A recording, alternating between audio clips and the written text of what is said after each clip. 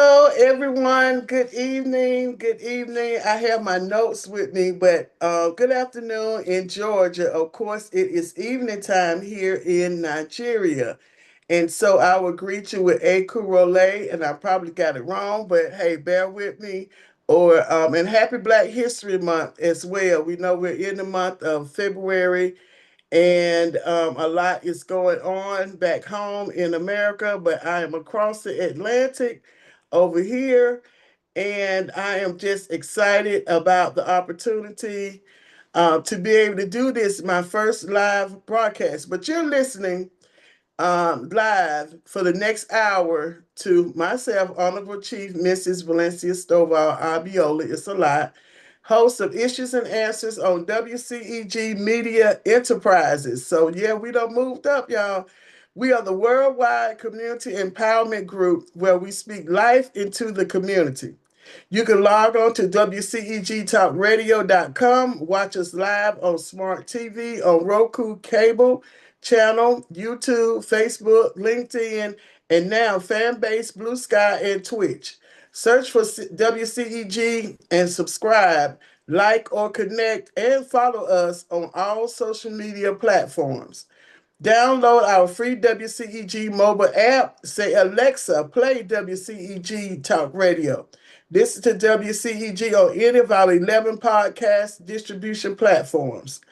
Last but not least, I must give this disclaimer. The topics and opinions are those of the show host, myself, or my guests, and not of WCEG Media Enterprises. Let's see. um, WCEG Media Enterprises. And we thank you for your continued support. And there are definitely other shows that are on this platform that give just as much valuable information as I do with Issues and Answers. So we welcome you all to check them out as well. Now, each show, I start off with a moment of remembrance for those who are no longer with us, and for those who are not able to live a quite of a good quality of life. And so I always take that moment to thank God for His grace and His mercy that He's shown us. All right, so my topic today is immigration, the effects in America and abroad. So immigration is one of those hot topics that we're hearing a whole lot about what's going on, and so I'm gonna talk a little bit about it. What's going on in America, and then of course abroad here in Nigeria. So as I told you, I'm live. I'm in one of the most industrious of the 32 states. So just like in the U.S. Um, in the US, we have 50 states. Here in Nigeria, they have 32 states. Their government structure is similar to ours as a democracy, where the registered voters elect their president, vice president, governor, and they have a joint ticket with the governor, lieutenant governor. Theirs is called deputy governor. They also elect their local government as far as the chairman of the wards. They have a state legislator like we do, but they only have a house. On the federal level, it's similar to ours. They have a house and a senate, and then the councilors, which are similar to maybe like our city council. They also have a head of the local city council, what they call local government. So you hear them saying a lot about local government. And so I get a chance, of course, to witness how another government works outside of America in another country. And so, and my husband and I, we have a very robust conversation on government relations. Sometimes we get into a little debate, but it's not a heated debate, y'all. But it's just amazing how you grow up in America, and that's the only thing I knew was American style of government. And then to come and travel to another country and be able to watch that government in action. I watch the local TV here, and also when I'm back home, I watch it just to keep abreast of what's going on. So it's important for me to give you a little background on my immigration journey, because that is one of the reasons why I decided to titled my show today on immigration. So this show is in memory of High Chief Emmanuel Adeyemo, who was the Oboye of Papalanto in Ogun State. And he was a good friend of mine. Unfortunately, he passed away in 2024 from a long-term illness that lasted about a year. It was definitely happened suddenly. You've heard, for those who follow me, you've heard me talk about his influence and talk about the work that he and I did together. And he is the reason why I'm involved with Nigeria as I am today. He took the time to explain to me and show me his and share his culture with me as a Yoruba man. He also influenced my chieftaincy appointment. You heard me make that announcement about being appointed as a chief here in this Yamato Papalanto. And this was done by His Royal Majesty uh, Oba Chimo.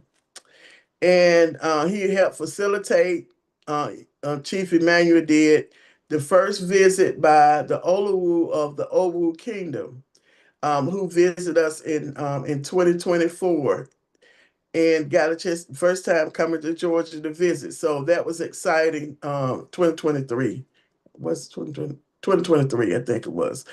And so Emmanuel and I also worked together and did the Yoruba Day celebration. We did that for 3 years straight. And that was bringing awareness and acknowledgement about Yoruba culture and about Nigerian culture to us in America who have no clue about, except for what we hear and read in the news and what we learned in our history books. And so, and Chief Emmanuel also was the reason how I got a chance to meet my now husband, Kenny. And so this is how my immigration journey first started, and you'll hear about it, firsthand. So it started when this particular immigration journey started with when my husband applied for a visitor visa, and of course he was refused. He met the requirements, which is one of them is you had to have a reason to return back to your home, which his position that he holds here. And of course, he had family, land, and all of those things that will bring you back home. So the rules are very confusing and up to the discretion of the immigration officer who's actually conducting the interview. So we began our I-130 spousal and family-based application. For those who are not familiar with, which didn't know anything about an I-130 or whatever, the 485, none of the numbers, because it was not a lane that I was accustomed to. Oh, okay. I thought I had put on the do not disturb, but I guess I didn't. And so we get back to the whole I-130 spousal application. Okay. Uh, There's a lot of documentation that you have to have when you are doing your I-130 filing. And a lot of documentation you have to submit.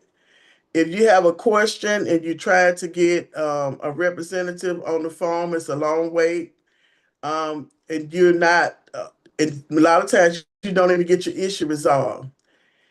So, as an American Black woman, a former legislator in the state of Georgia, married to a Nigerian man, yet I still have to fly across the Atlantic to see Oko Me, which is my husband. And I help write laws, y'all. I just can't get one to work for my family. And this is the story of many people going through this immigration process with the I-130, which is the first phase of you proving that your marriage is bona fide. And every marriage is not fraudulent. There are some that are, but majority of the marriages are not fraudulent. And so this is the first stage, and there are about two or three more phases that you have to go through before, if you end up marrying outside of America, before your spouse, whether it's a husband or wife, is allowed to come and stay, and even visit you in America. Immigration policy doesn't just break hearts, it breaks economies. So it does affect the economy as well. So, as a policy insider turned policy casualty, um, I spent years debating on the floor of the House of Representatives about workforce shortages, small business growth, international trade, and investment. Now living the contradiction. So I know how the system moves and how painfully slow it chooses to be. So a lot of times the system, I know about it because I was in it, not on the, of course, not on the immigration side of it, but being as a legislator, I know how the system works. But now I also understood how painfully slow that it ends up being when you're processing anything that you're trying to do, especially here in America with immigration. So, um, the marriage in the age of delays. So, this is my fourth visit to Nigeria because my spouse, like I told you, doesn't have a green card able to come and travel.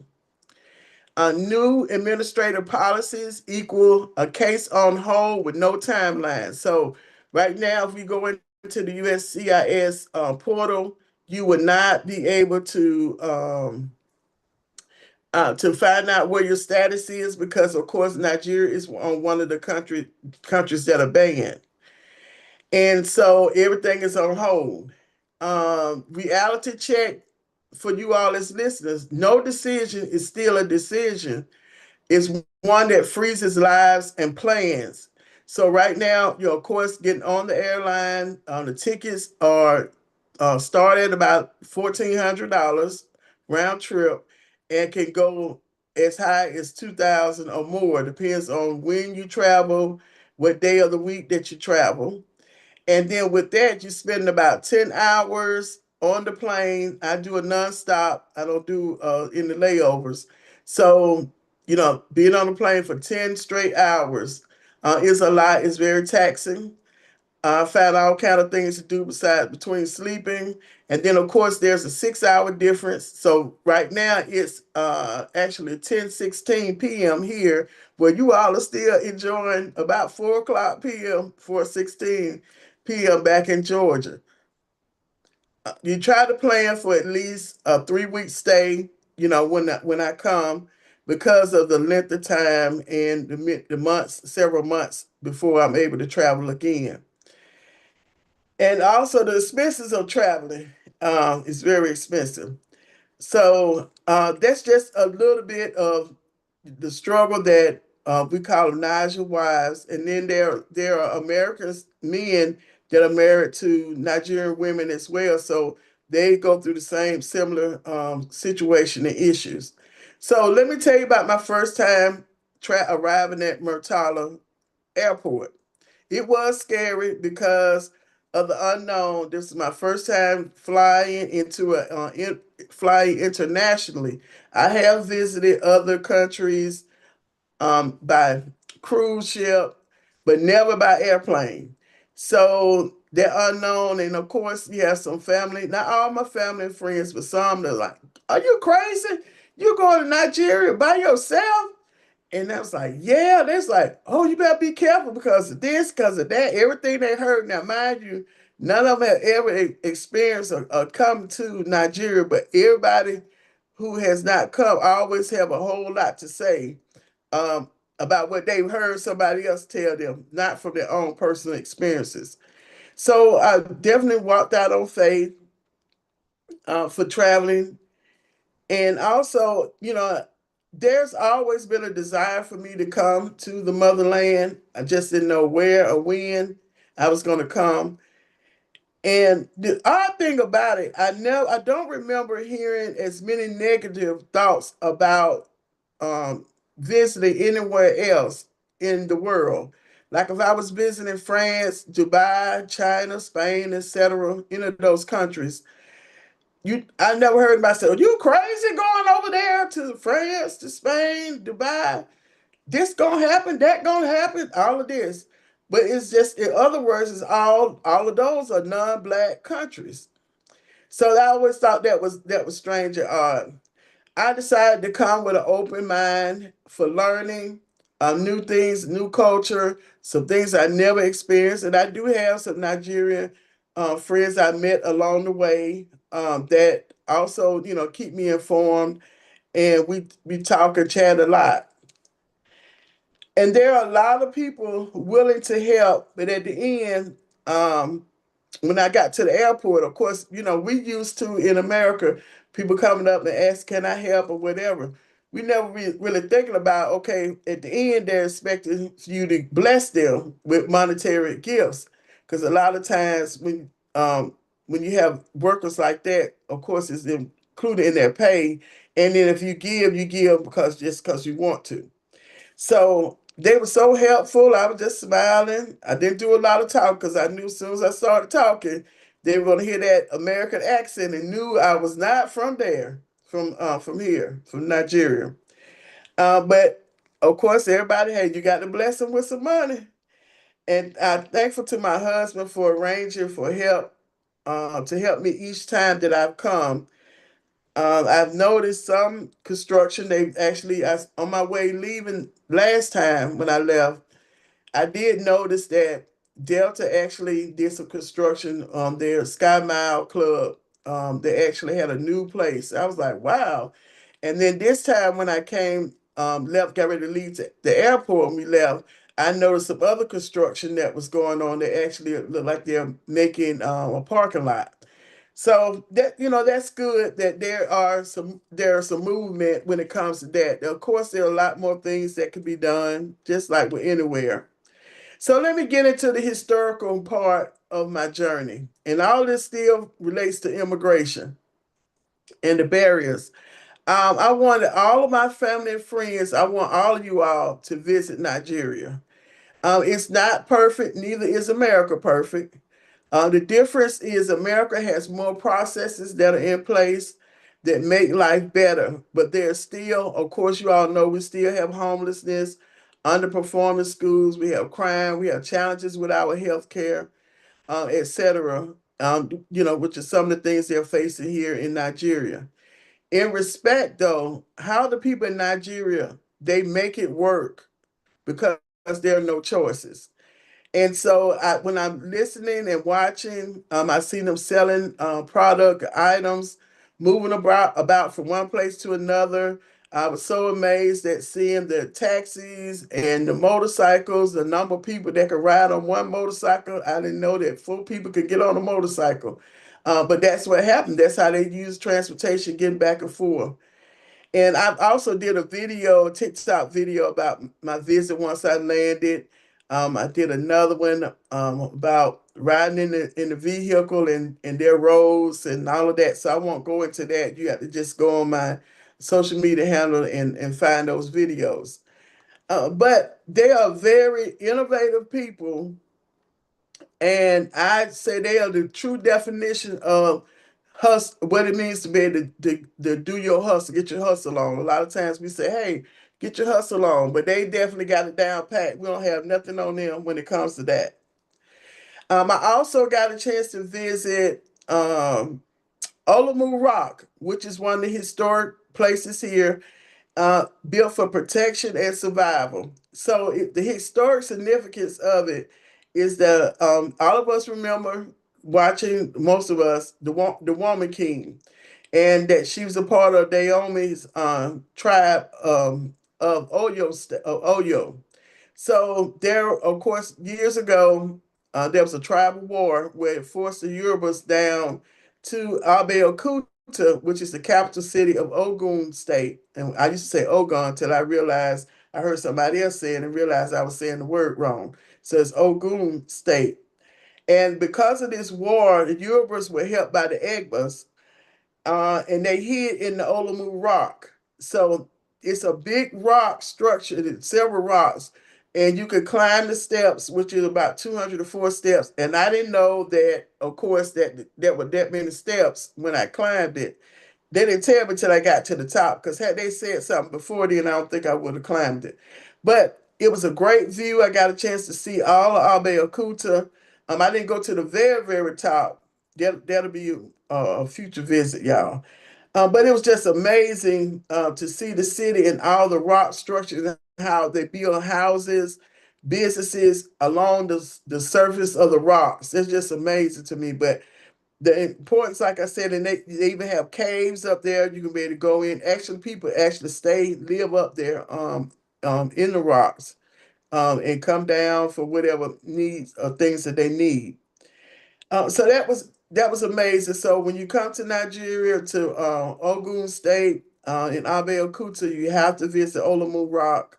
It's definitely nothing like we have back in the United States. We have Rock City in Tennessee and stuff like that, but this is a different kind of a historical place. All right, and so what I was saying earlier was that so the Urubas and Egbers hid in the rock, and because when you're in a rock, of course you're up high, so looking down, there was no way for that Dahomey tribe to get up into the rocks without them being attacked, and so that was the importance of Olomu Rock in Abeokuta. I believe is named as a city in the rocks or hidden by the rocks or something about the rocks. All right, my other visit, and this was my first visit when I did this. So Olomu Rock, I think, was my second visit or third visit, but the Badagry was my first visit.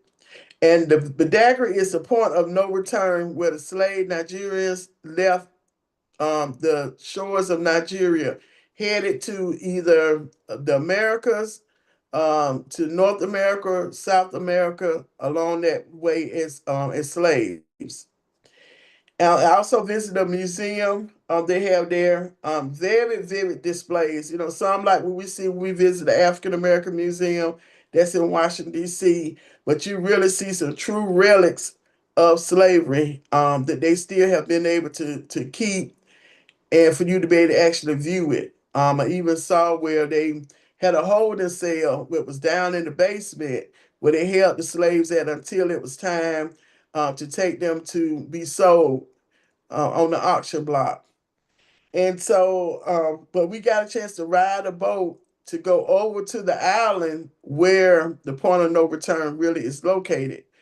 And to watch the Atlantic Ocean and then just imagining our ancestors leaving from those shores to never return to Nigeria again was in itself, heartwarming. And so I get a little touchy, y'all, because I love history. And being that this is Black History Month, I thought it was fitting to talk about it. I did my African ancestry DNA with my dad. His father showed is from the Yoruba tribe, which I didn't even know. All the time that Chief Emmanuel and I had been talking years, I know at least about 9 or 10 years about Yoruba, about Nigeria. And I had no idea that my ancestry lineage actually led back to the Yoruba tribe. And his mother, my father's mother, Mandy Dotson Stovall, her lineage led to Mendy's tribe, which is a part of Sierra Leone. And for all you all who remember Amistad, the movie, those slaves that did the revolt and end up being able to go to court in America about the captain who kidnapped them when they supposed to come to America and tried to take them to, I think it was Cuba, and he was found guilty. Him and the crew was found guilty. Where they were from the Mendy tribe of Sierra Leone. So those are fighters. So you look at forced migration to restricted migration, because that's where we are now with immigration. So at the beginning with slavery, it was forced migration. Now it's restricted migration. Our ancestors were moved without consent. Now their descendants can't move with permission. And I got a chance also to visit two traditional rulers the level of respect, y'all, that's given to the kings and chiefs are nothing, of course, like in America, because we don't have kings and chiefs in America like that in a traditional sense. The closest thing we learned in history about Queen was Queen Elizabeth in England, and watching those movies and how they honored her. The children here, our children back home in America, can learn a lot about respect from the children here. So each time that I met a child, they always stop, bow their head, hello, madam, mom. And they definitely respect their elders with the bowing and greeting. They're always greeting you here. The men, of course, when they before the king, they prostrate on the ground, and the women do like a courtesy bow, kind of like if you all see some of the movies with Queen Elizabeth, where they will greet her and they'll just kind of bend and bow, like that. And of course, when they see the king, they say "Cabiaco, Cabiaco," which Cabiac means another name for king, or Oba is another name for king. And because of my chieftaincy title, of course, I believe I have a sort of source. Of course, I believe I have responsibility to give back. So, of course, I do hear y'all been hearing me talking about embarking on a water borehole. Of course, they just say borehole here, but of course, in America, we don't know what a borehole is. Well, I didn't. And so I always add the word water borehole project to be completed. My goal is to have it completed by the end of this year, 2026. In America, we have access freely to drinkable water and clean water, to bathe, to cook, and all of that, where that's not the case everywhere here in Nigeria. While here you would see huge sales of bottled water. I don't think I've drunk this much bottled water. Only time I drink this much, of course, is when I come here. At home, I drink water, but of course, it's not always bottled water. There are some American companies that are located here as well, like Coca-Cola, Pepsi, DHL, Delta, of course, American Airlines, Nestle Chocolate, and there are some more. Those are ones I've been able to witness. I think I saw UPS in Lagos. I have eaten at Burger King. Yeah, the big K. I had it my way. I got my Whopper cut in half and extra mayo and all that stuff. And I saw Domino's pizza. I don't really eat pizza. Only pizza I eat, of course, is like barbecue pizza, but I don't eat the regular pizza with all the sauce on there.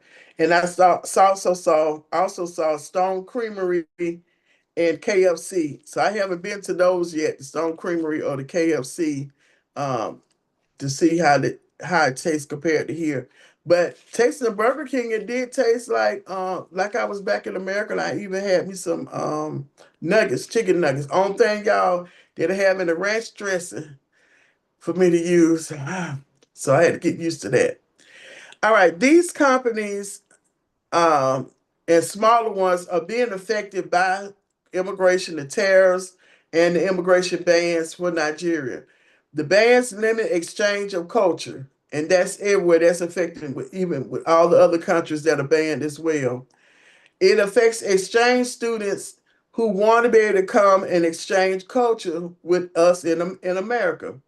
Potential skilled workers coming to America. There are certain fields and industry that we know that Americans are not fully skilled in, that other countries have these skilled workers. So that eliminates or limits that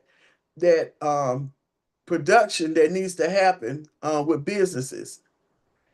Family unifications, like I've been talking about, are affected. Economic competitiveness requires human mobility. So businesses have to have workers in order for them to be able to be competitive. And that comes with humans being able to move. That comes with business people being able to travel from one country to another to be able to expand their businesses. All of that's affected when it comes to immigration policies that are not working for the people, but working against the people. The next generation, of course, y'all is watching. Here in Nigeria, I think I read where there was 60 to 70% are young people. So these are going to be future leaders, just like in America, our young people are going to be future leaders.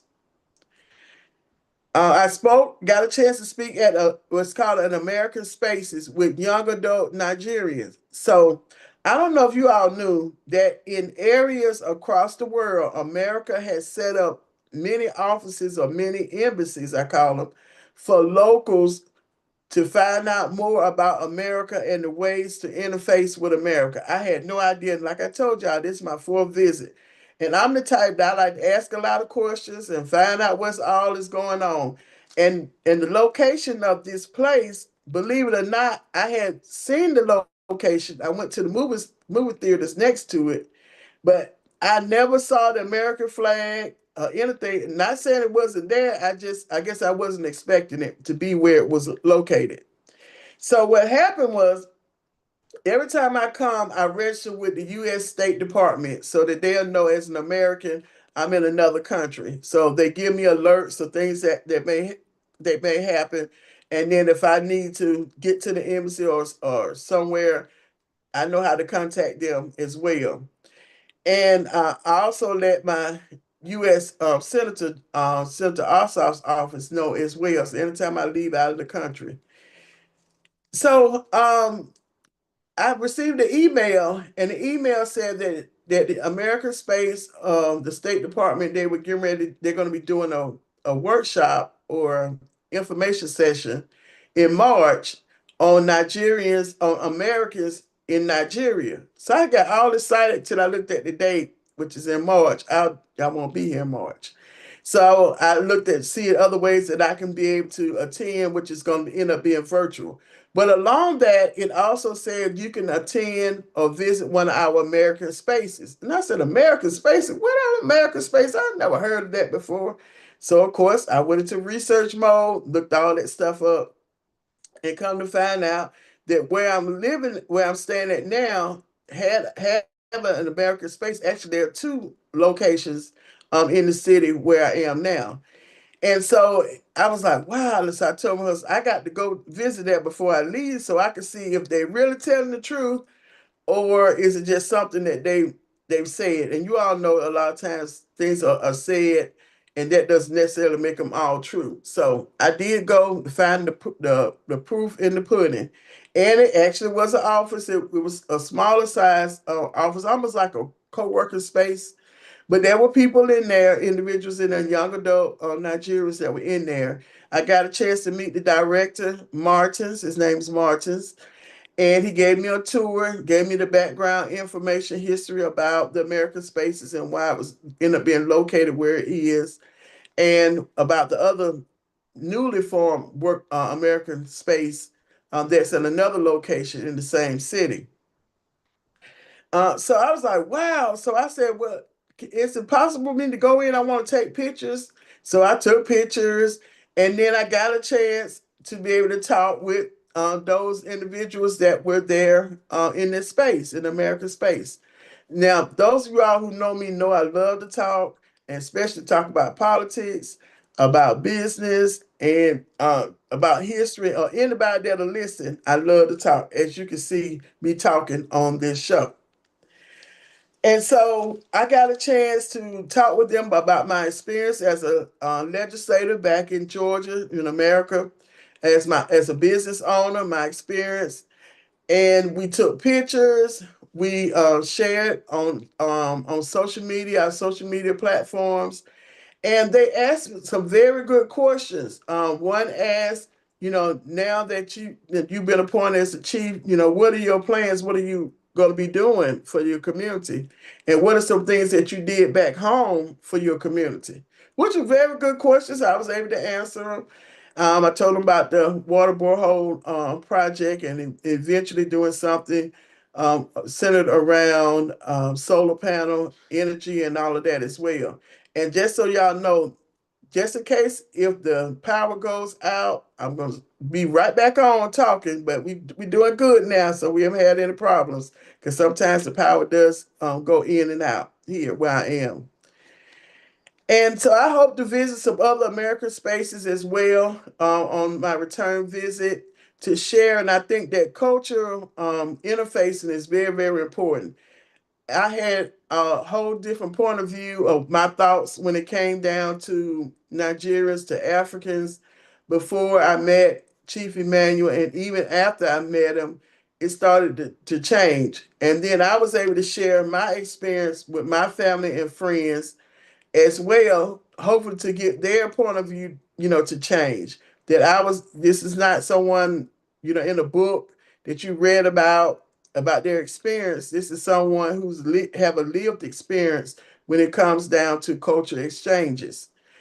And so now, culture exchange, is real time for me. And so I'm excited. Like I said, I'm excited to be able to do this live broadcast. I was thinking about doing it last time I came, but I decided not to do it. But I said I was going to go ahead and do it. Of course, my daughter said, "Mama, you ought to go ahead and do it." So, family-based immigration should never be a collateral damage of political swings, because not all marriages, like I said, are fraudulent. So whenever these policies are being put in place by those who we're electing, it should never be collateral damage, because of depending on what political swing that America is on. I've debated bills under the Gold Dome. I've been welcomed by kings in Nigeria, and I'm working on building business across borders. So if America wants global talent, global trade, and strong families, our immigration system has to stop treating love and entrepreneurship like liabilities, because they're not. Right now, so of course, a midterm election on the federal level. There are state all across the different states. There are a lot of local and statewide elections that are coming up. And I'm one of those proponents when it comes down to advocacy, and policies, and understanding who you're voting for. And that's what I would like to challenge you all who are listening. Be informed, ask questions, attend these forums. Don't just go by what sounds good to your ears, because there's a ripple effect of you listening to what sounds good to your ears and not who's going to be effective and have a track record of being effective. Even if there's someone that's just now getting into politics, they must have still at least done something in your community that you can be able to put your hands on, and being able to decide, okay, this person would, if given the opportunity, would be best for the community, or for things that I want to see happen in my community. And exercise your rights for voting. Be educated. In Georgia, we have the My Voter page that you can go to find out where your voting location is supposed to be. And so with that, there's no excuse to say, "Oh, we elected the wrong people." No, everybody need to be on the same page. Don't look at all the information you're seeing on these commercials that you're going to start getting in a couple of weeks, because qualifying in Georgia is during that first week in March, or second week, yeah, March the 6th. I think it's the end of the qualifying. So you got all these. So everybody said they want to run, but not till they pay the money and actually qualify. Is it official? And so once that they're official, you need to be reaching out to them, asking them questions, invite them to your community to be on forums. If they don't show up, that's a red flag when they don't show up. Especially you invite them several times. Now, mind you, there are other organizations host the forums, but they should at least be able to come where you're able to see them at least one or two times in your community, because there are important questions that you need to ask and get answers for as well. All right, so now, so my immigration journey, like you said, is continuing. It does not stop from today's live broadcast. I'm gonna continue to update you all and keep you updated on the process, and ask you to help support in any way, as far as being vocal about immigration policies. There's a good side of immigration. There's a not so good side of immigration, and so our policies just need to change. And even when I ran for U.S. Senate and ran for Congress a couple of years ago, immigration was a part of my platform about those policies changing. And now there were several bills that did pass the House, for immigration reform. Some good things in it, some not so good things. And so, but because of the legislative process, that's just one of the chambers. So now it goes to the Senate, and the Senate probably is going to make changes to it, and then it has to come back to the House to decide if they agree with the Senate changes, and then it moves to the president's desk. Well, even on the local level, on the state level, there are some immigration policies or bills that are out as well. The same process that's going on. So stay alert. Even though you might not be directly affected by immigration like I am, you're still indirectly affected because tariffs do cause your goods and products that you normally purchase that you may not can get from America. It causes them to increase. It also causes a limitation when it comes down to culture exchanges and understand how other people live across the world. It also affects our way to be with our allies and the trust that they have that America is the powerhouse in the world. And there are some that are questioning. These are things that I didn't make up. These are things I'm seeing when I'm watching and reading the news feeds that are coming in about our America. So immigration is a policy that needs to be confronted. It needs to be changed, and it does not need to be where it's harmful, but for what would be best, of course, for America and Americans. So that's my spiel on the immigration. So, I have this segment called the Say What to the What. And so on my segment for the Say What, I want to share as a part of Black History, because I only have about 15 more minutes that I'm going to be talking. And let's see, I had my notes here. So my say what is, did you know that a black woman's signature was on the money for the U.S. money? Of course, I didn't know that. That was a new thing for me, and I would say how many of y'all could tell me that, but of course I can't see your hands in the online. And I could say what? Yeah, a black woman's signature was on the money bills printed by the U.S. government. She wasn't blind, she wasn't deaf, she wasn't an orphan, but because she was black in Dale, Texas, the state sent her to a school, excuse me, anyway, called the Texas Blind, Deaf, and Orphan School. Thanks, and I want to thank. There was a reel I saw from Buy Me Coffee that actually gave this information.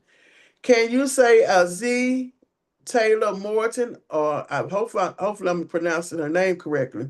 She was a brilliant black woman, a black girl whose mind frightened a system built on exclusion. She was raised not knowing her father, but raised by her mother with the help of her grandparents. Fleda Hazel was her mother, Fleda Hazel Taylor, who understood education wasn't optional, it was survival. Y'all, I'm talking about this woman whose signature was on some money that was printed by the US government. And so I want to read a little bit more excerpt about Az Taylor Morton. And y'all look it up to get some more information. And so she entered a school that mislabeled her existence, one that made her carry on identity that was never hers. She never was blind, deaf, or an orphan, just to sit in a classroom. And instead of breaking her, it sharpened her. She graduated at 16 years old, excelling academically, refusing to internalize the lie implied by the building that she studied in. That alone would have been remarkable. But she wasn't finished. So of course she enrolled at Huston Tillotson University, which was an all-black college in Austin, Texas. And in 1956, she earned a Bachelor of Science, and she graduated cum laude, proved that the barriers that she faced were never about ability, because you all remember what type of school she had to go to because of her color. Her early career began, she was a teacher at the school for delinquent girls, another place, of course, where society had written people off. But Aziz had no intention of staying confined to the margins. So, because of her intellect and her discipline, this is what carried her into organizing the Texas AFL-CIOU, which is a labor, and eventually leading her to Washington, D.C. All right, y'all, I was graced by the presence of Kenny. You want to say hello, Kenny? He's not going to talk, y'all. And so let me tell y'all, give you some historical fact about our outfit. So you see my color, even though mine's designed different than his. So we were at a celebration for the 50th existence of Ogun State. And so we were at the local celebration, and what they usually do is pick out a fabric color that everybody's going to wear in key positions. And so this was a color that was picked out, and I got a chance to get mine handmade here while I was here. So that's the color that you see. I also attended a banquet that was a state banquet where I got a chance to hear from the governor, deputy governor, female judge. Deputy governor happens to be a female judge, and some other leaders in the state. And their outfits, they had actually had the word name of the state that was embedded in the document in the fabric. So it was very very interesting. So y'all have to look on my videos I'm gonna do about my experience. You want to say anything? Okay, he said he want. You want to say anything? Hello, good evening from Nigeria. Happy to meet you people and appreciate your support for my wife. Appreciate you just to say hello. I remain myself.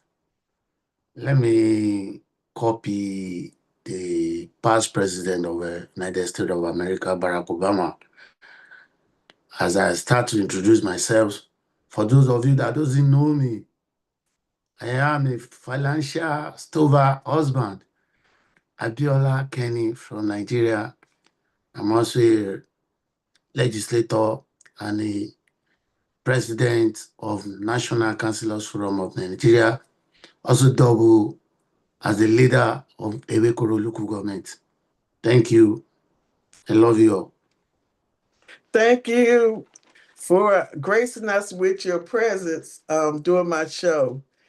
And maybe much later on, we can actually sit down and talk about the difference as far as when it comes to local government, and also some of the things that they are actually working on here in Ogun State, where he's an elected official. And so back to talking about Az Morton Taylor. So she began, like I said, she started at Texas AFL CIO labor in Washington, D.C. Then she began a 20-year career in public service, starting with President John F. Kennedy's Committee on Equal Employment Opportunity. She also, on September the 12th, 1977, history turned quietly but permanently when President Jimmy Carter appointed Az Taylor Morton as the 36th Treasurer of the United States, the first Black woman to hold the position. And I don't think there's been a woman after that that has held that position. I stand corrected, but the first Black woman to hold the position of Treasurer of the United States of America.